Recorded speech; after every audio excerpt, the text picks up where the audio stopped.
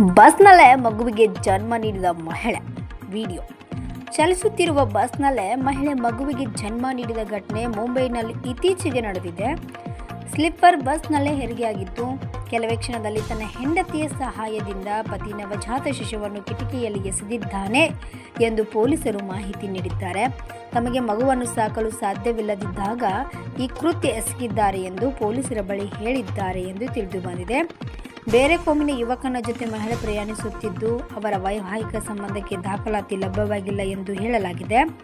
ವರದಿಗಾರ Vithal ಬದಂದ್ರಿ, first news, Mumbai.